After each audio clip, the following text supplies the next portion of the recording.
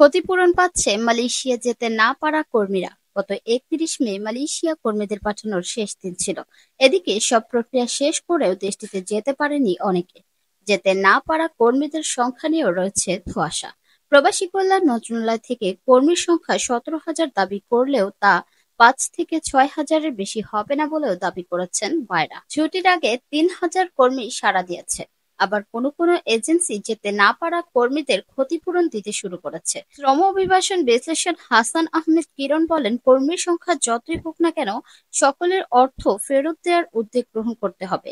এই বিষয়ে পায়রা সাবেক মহাসচিব রুহুল আমিন স্বপন বলেন, ইতোমধ্যেই কর্মীদের অর্থ ফেরত দেওয়া প্রক্রিয়া শুরু হয়েছে।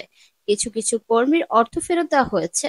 ঈদের পর এই কার্যক্রম পুরোদমে শুরু করা হবে এবং আগামী ১ মাসের মধ্যে সমস্ত কর্মীর অর্থ পরিশোধ করা হবে।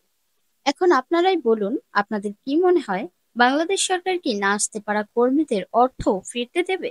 সবার মতামত আশা করছি। ধন্যবাদ।